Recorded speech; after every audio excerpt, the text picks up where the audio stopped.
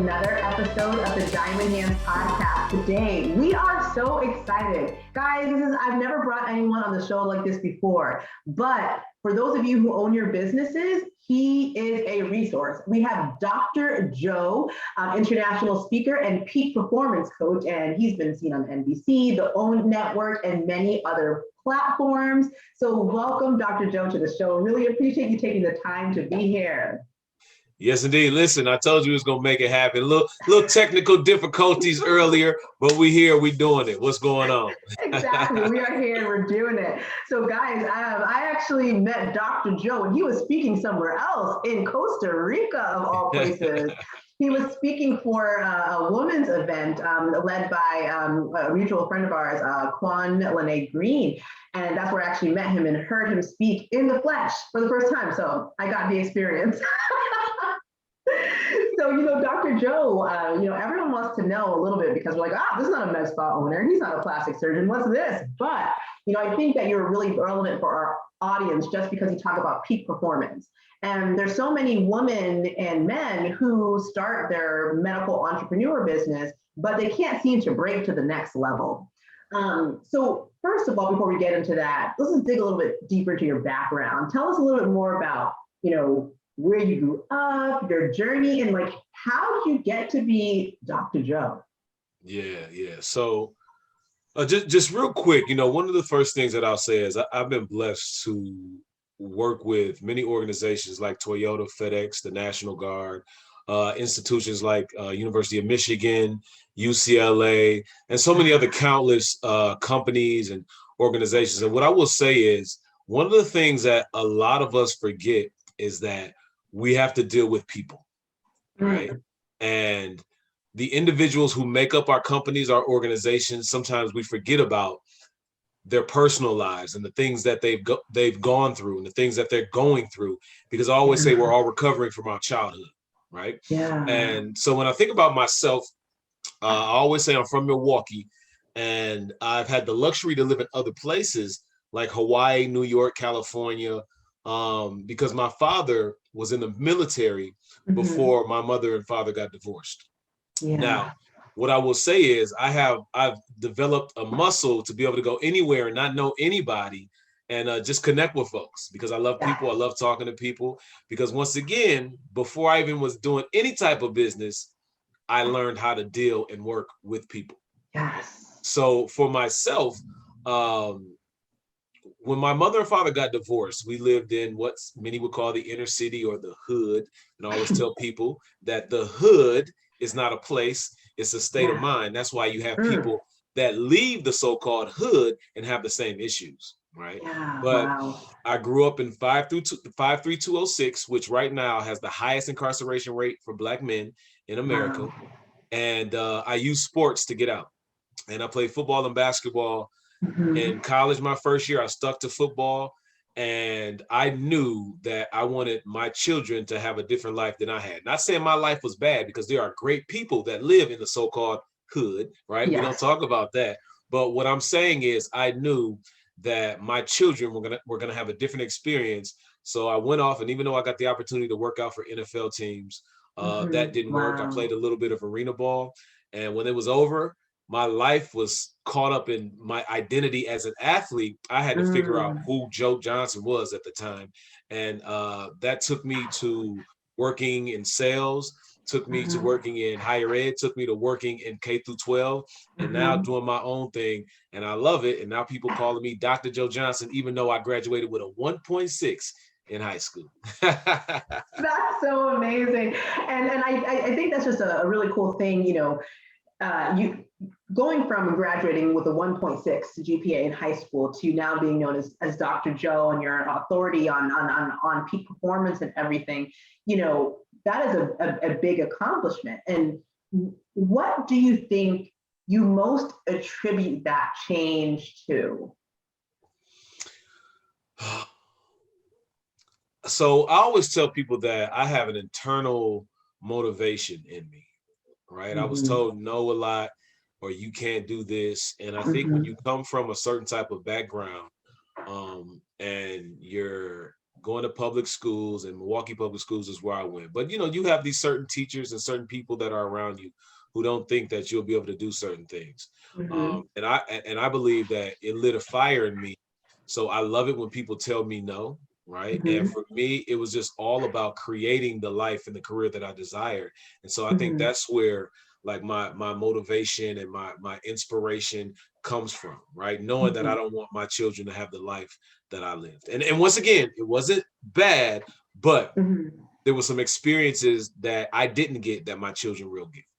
Yeah, and that makes a lot of sense. And, speaking of, you told me what motivated you were people constantly telling you no. So I know for some of my med spa owners that I've worked with and talked to over time, they've said, when I started my business, my partner didn't believe in me.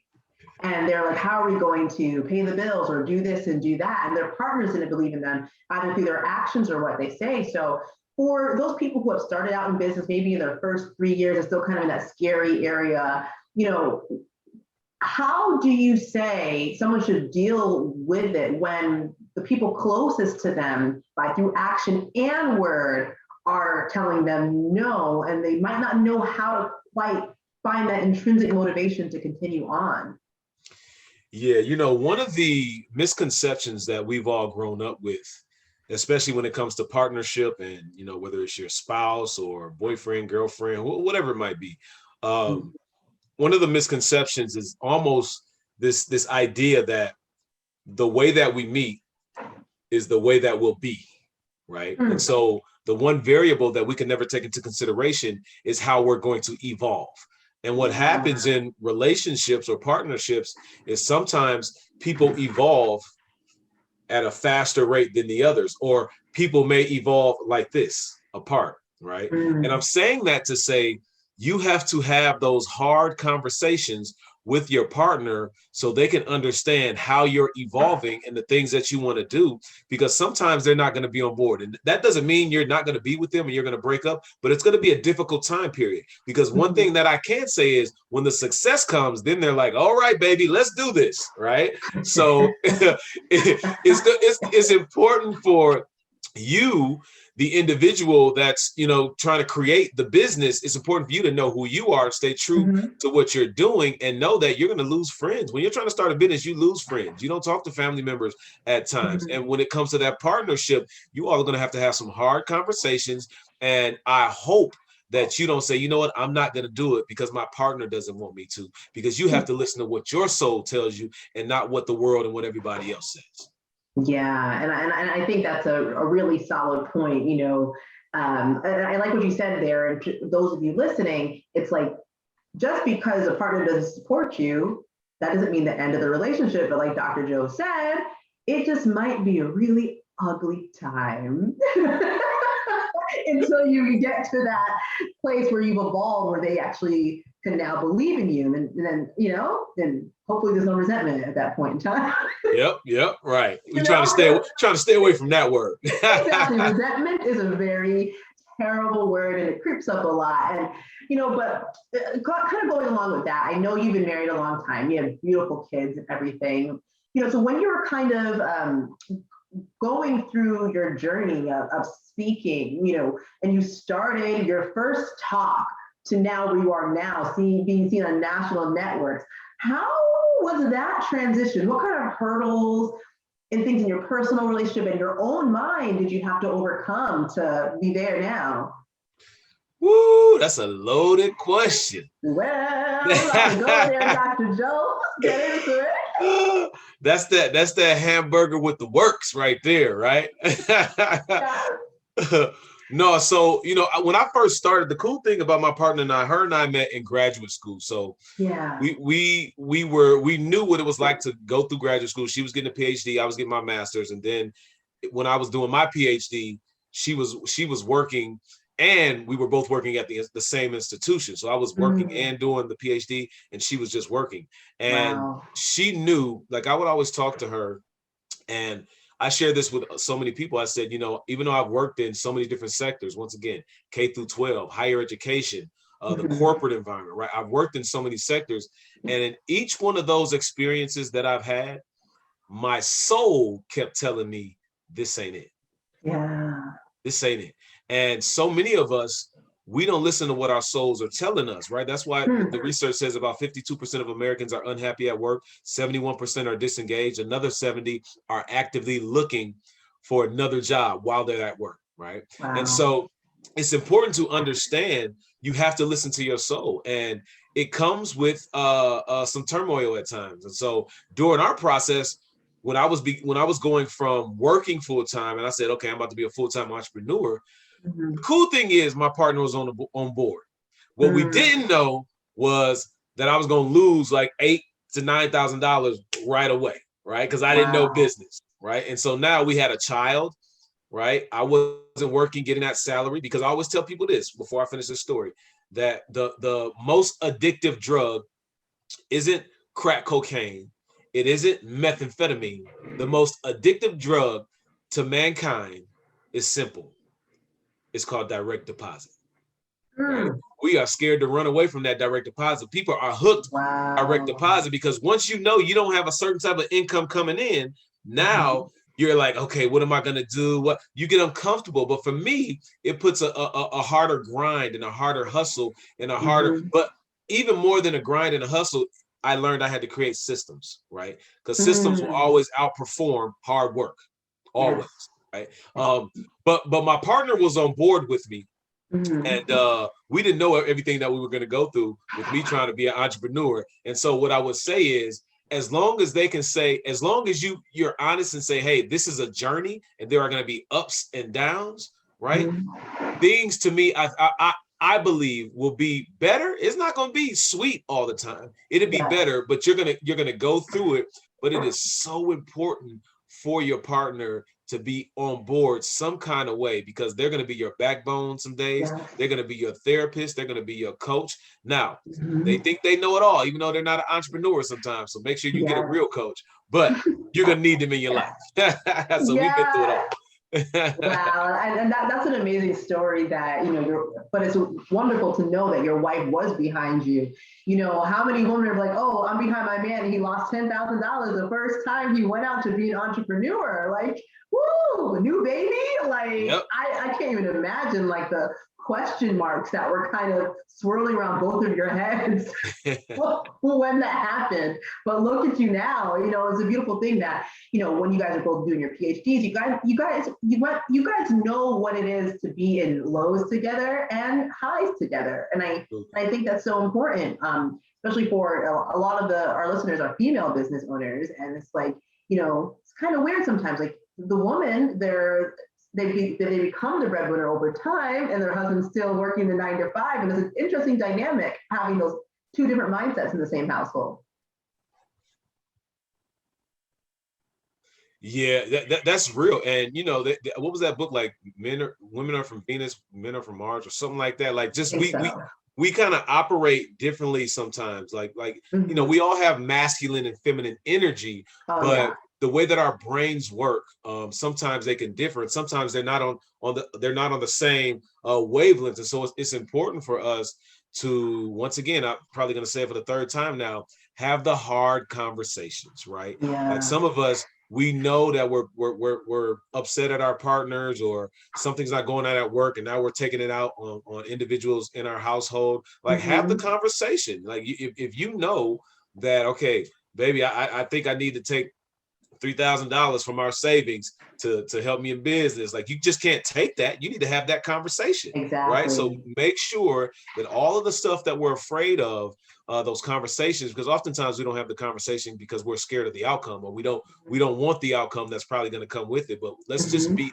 honest with ourselves and our partners so that we can both win and all win more smoother than it usually is. Yeah, exactly. The hard conversation so you guys can both win. And so, another kind of question I have for you too is, with all the things that you've had going on with yourself, like, what do you, if you could list them, what do you think are some of your greatest accomplishments? And I know we're not about telling people our plans, but what are you most excited for? I would say, upcoming for you now that we're kind of out of COVID and, people are in person again and everything. So tell me about some of those accomplishments and what you're looking forward to. Well, that's a very easy question for me. I think Mhm. the biggest accomplishment in my life so far is my healing journey. Mm. Because in 2019, right before the pandemic, I was getting off this stage from speaking, and as I got to the bottom of the stage, something in me was just like, "You are a walking contradiction," and I was like, "What?" Like, I was like, "What?" I didn't get it, and I'm a prayerful guy, and so I just sat down. Mhm. I always say that prayer is your conversation and your ask to whoever you believe in, and meditation, Mhm. your ability to sit and listen for the answer, right? Yeah. And so when I was doing that, I just realized like I was out here saving the world, but my Mm. home life wasn't in order, right? With my Mm. partner, I wasn't giving enough time to my children, and I had to really check myself because we were at a point where we were probably about a couple months away from getting a divorce for sure. Wow. And I said, I had to work on me. I couldn't blame nobody else. I couldn't worry about what my partner was doing. I had to focus on me to get myself together. So I was in therapy Mhm. for like 2 days a week. Mhm. Still in therapy. I'm actually looking for a new therapist now. I Yeah. was in therapy like 2 days a week.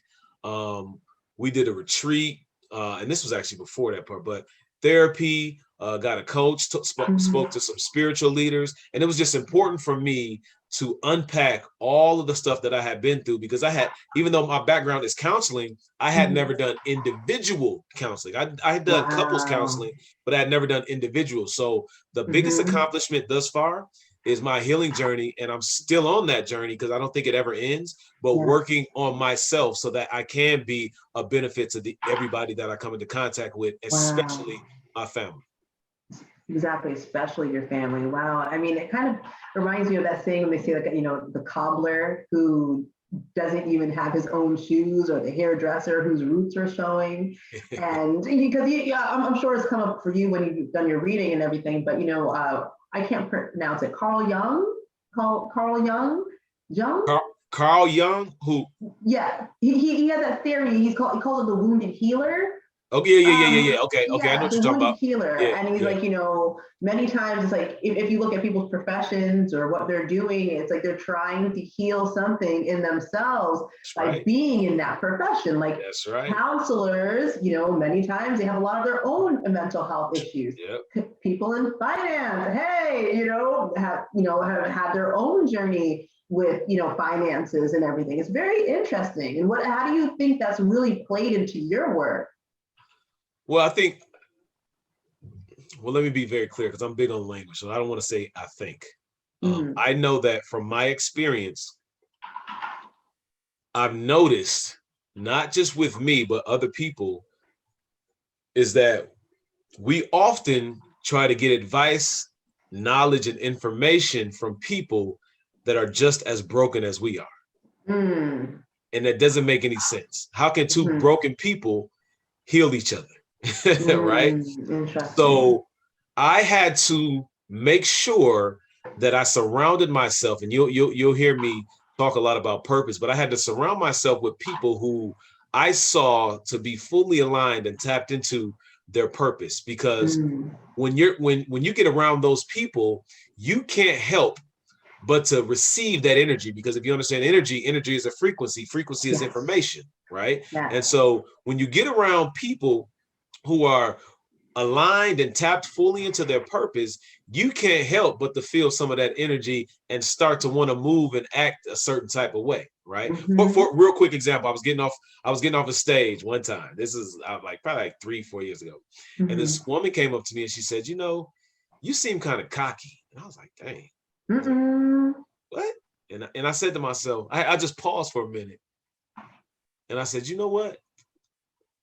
I've never heard that, but I know what it is. I said, so many of us in the world are so used to being around mediocre people, Ooh. we don't know what it feels like to be around somebody that's fully aligned and tapped into their purpose, because that's a Yes. different energy that you'll Yes. feel when you get around them. And it's very uncomfortable, right? And I Mm-hmm. said, I hope that you don't take that in a negative way, but I want you to understand the power of aligning yourself with yourself so that you Mm-hmm. can unleash, because you don't find your purpose, You don't discover your purpose. When you understand the spiritual connection, it's already in you. So you actually unleash your purpose.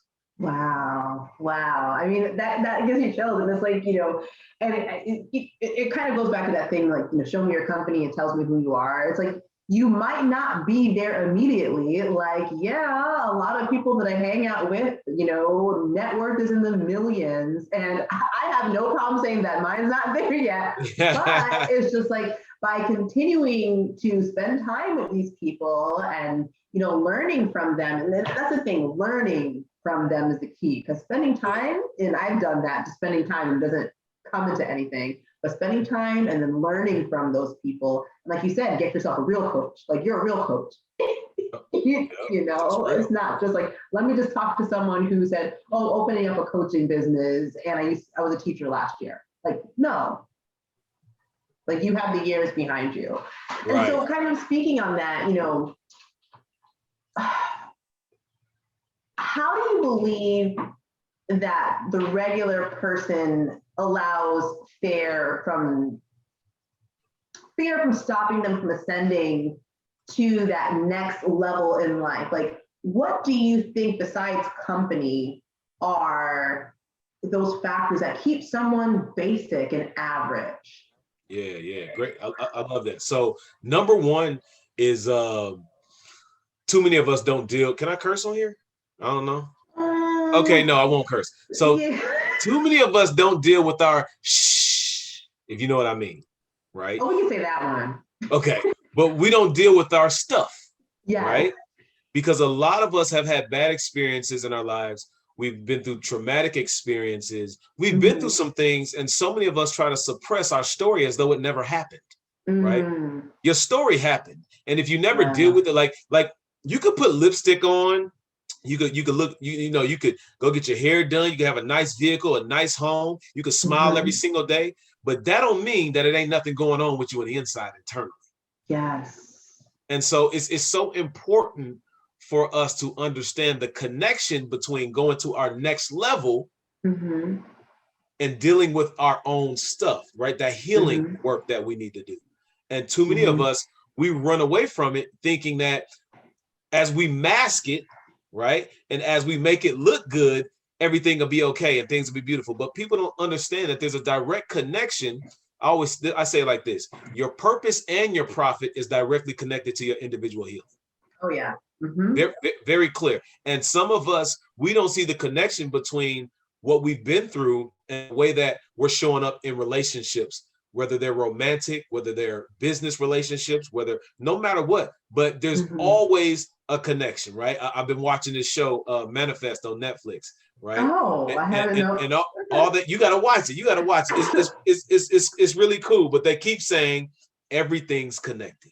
Yeah. Everything's connected, right? And so if we have the mindset that everything is connected, we will understand that we have to deal with the things that's going on internally in order for us to go to the next level or ascend to where we're supposed to be. Wow. Yeah. Because, and that kind of leads into my next question. Like, and there's a lot of, med spa owners that are female they're many times nurse practitioners, nurses, and they're still working in the hospital, and they've started their own business, to do, Botox fillers and all this stuff on the side. And they're still holding on to their hospital position due to the benefits. And they're kind of missing out on opportunities because they're not fully immersing themselves into their business. And this could be anyone's business, but in this case, I'm thinking about the med spa. So what is your advice for those who are still holding on to the comfort, but they have an inkling of where they want to be and how they want to operate, but they just can't let go? Yeah, so there's that fear piece that you asked me about earlier, right? And, fear, in my book, Pursue Your Purpose, Not Your Dreams, I describe it as forget everything and run. That's what fear is, right? We forget that we are resilient. We forget that we've always had the ability to figure things out. We forget that when we have these visions, that they're not visions just because, right? We forget these things. So we forget everything and we run to where we're comfortable, or we run, right? And we have to understand the difference between running for movement and running for progress. And too often we're running in the same place, which is movement, and it has nothing to do with our progress, right? So we're staying at those jobs that we're used to, right? We're staying with those individuals who we're only with them because we've been together 15 years. We're staying around the friends because we've grown up with them since elementary school. Let me tell you something. There is an expiration date on loyalty, and some of us, we stay too connected to these nouns. Y'all know what a noun is. Think of English class: person, place, or thing. We stay loyal to people, places, and things that no longer serve us, right? And TD Jakes said it best. He said, you can't be who you want to be and who you used to be at the same time. So you can't play in both worlds. You got to make a decision and bust a move. Now, contextually, let me just say this. If you need that for the health insurance or something like that, I get it. I'm not going to knock you. But what I want to say to you is, when you're trying to do multiple things at one time, you only get a little bit of progress. So you got to get focused on that one thing that you want and go for it. Go for it. Go all in. Go all in.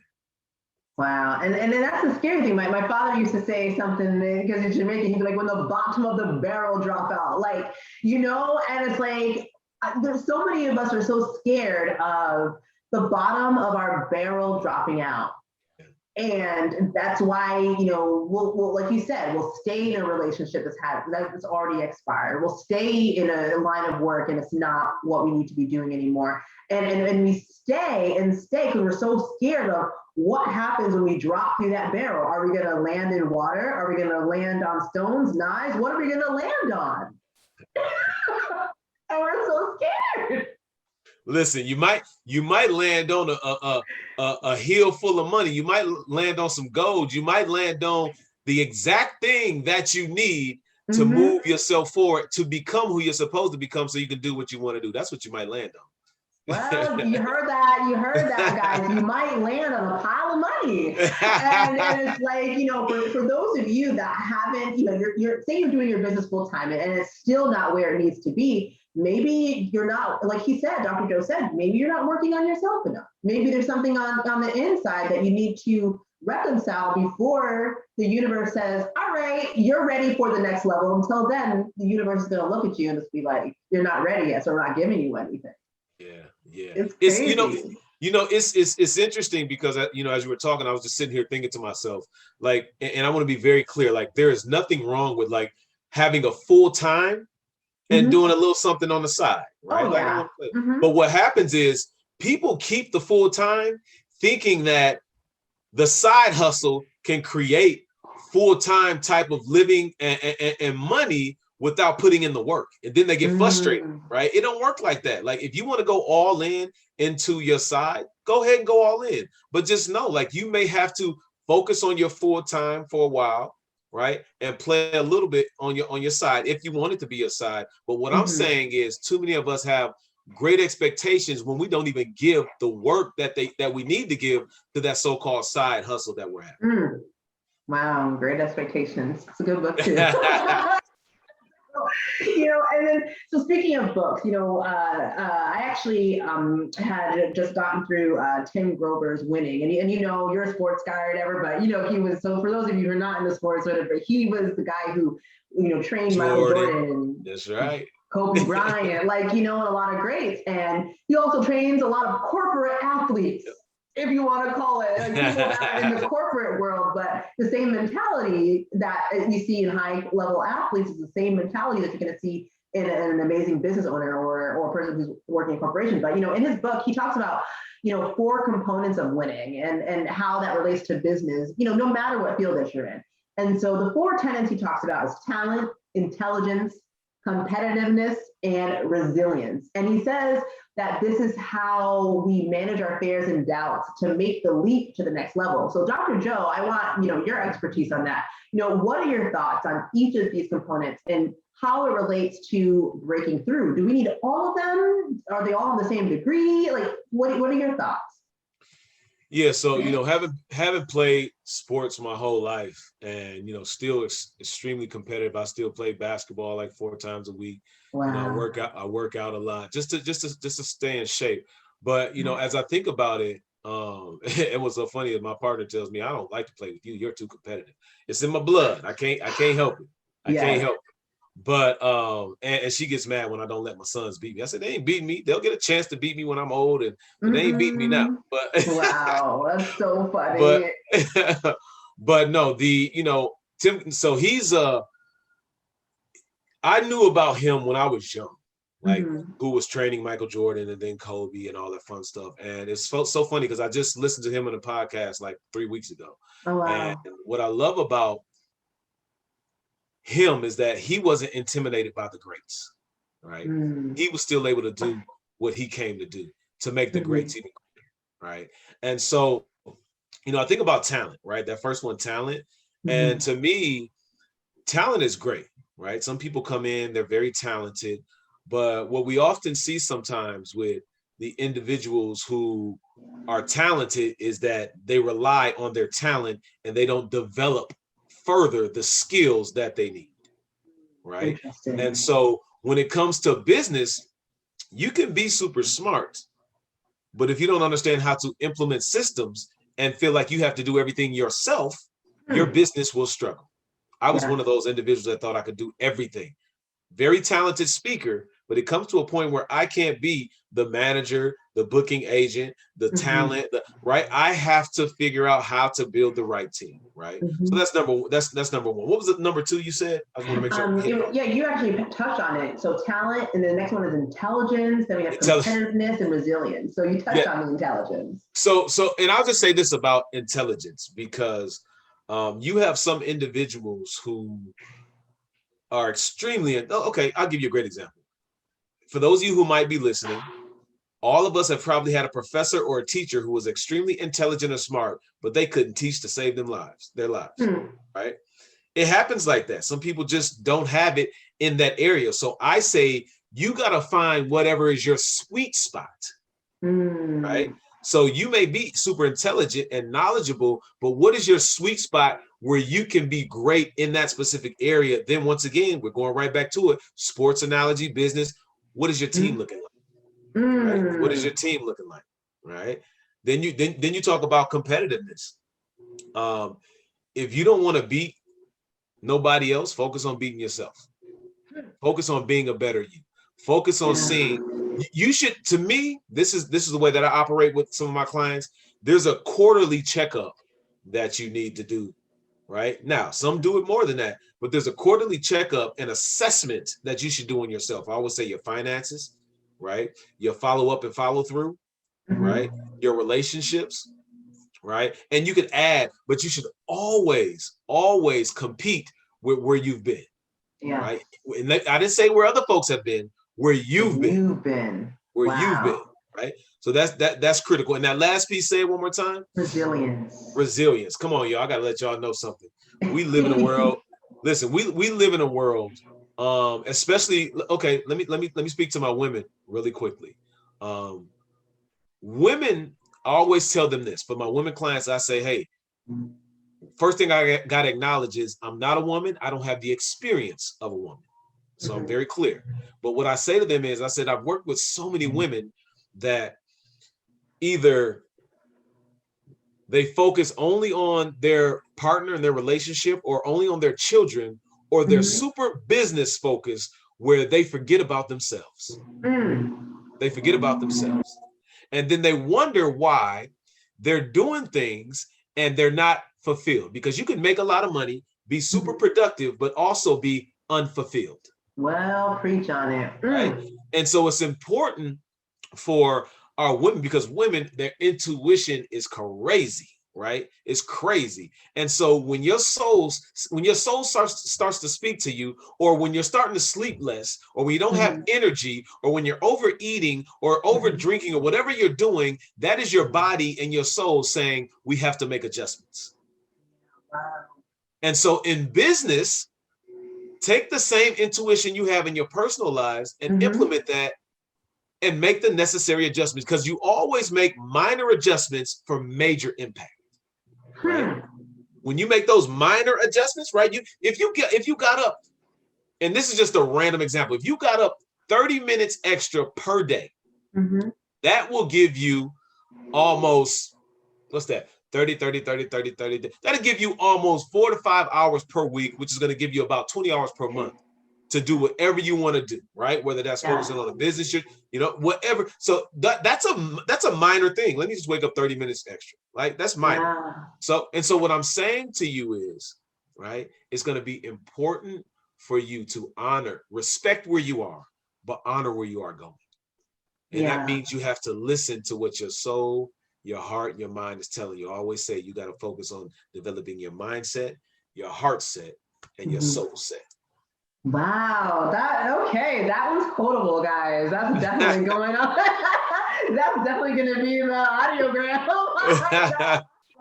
And I really love that. And, kind of wrapping down here, so we're speaking about winning and everything, and you talk about, these small changes lead to some major things in our life. So in regards to like strategic goal setting, I know you're like an expert in that. What are your tips for a new business owner starting out, or even someone who's a little further along and maybe they don't have it all figured out? And how does strategic goal setting change from being a newborn business, an adolescent business, to being an adult business? And then my second follow-up to that is, do you think we should ever get to the point of being an adult business, or should we always stay in that spirit of adolescence, growing, learning, things popping up?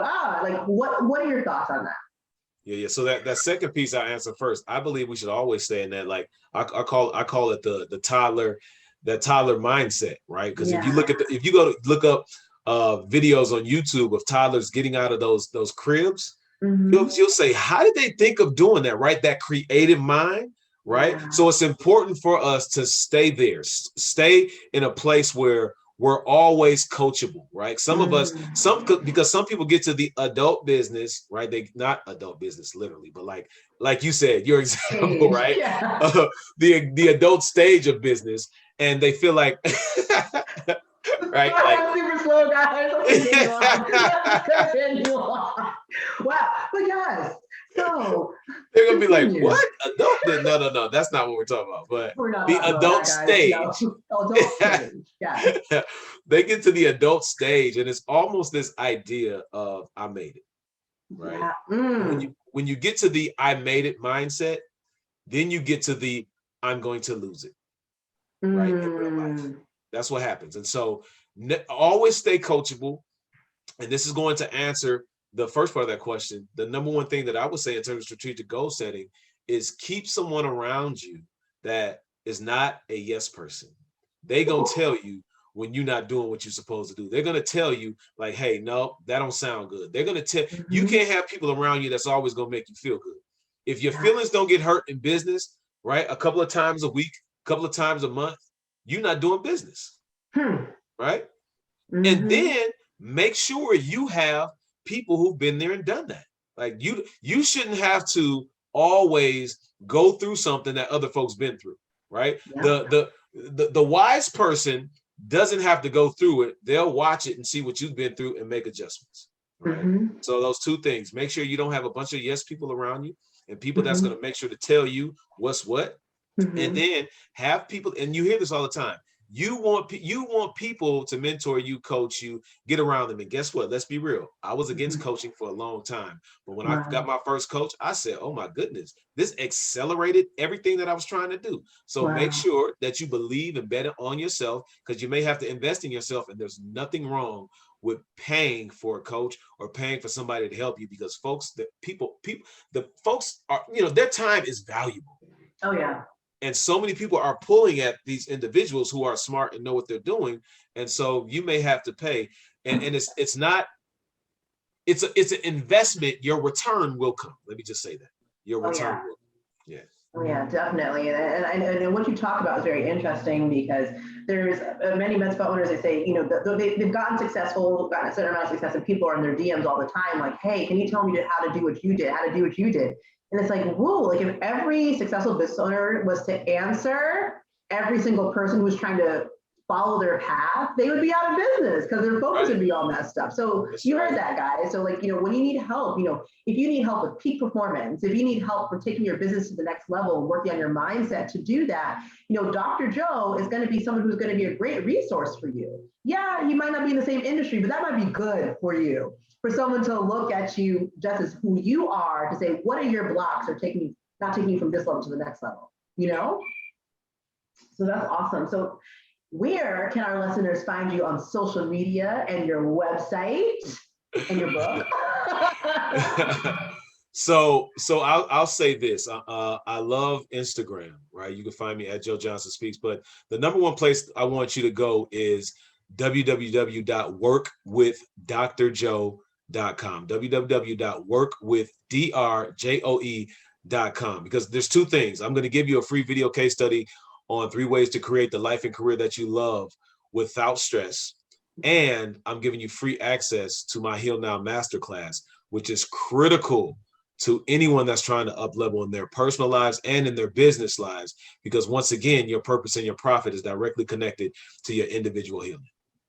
Wow. Thank you so much, Dr. Joe. So everyone, I'm going to have all of that in the show notes, and you can follow him, you can go to his website, and this was excellent. Thank you so much for taking the time out of your day to talk with us today, and hopefully we'll see you soon. Well, listen, like I always say, pursue your purpose, not your dreams. Take care.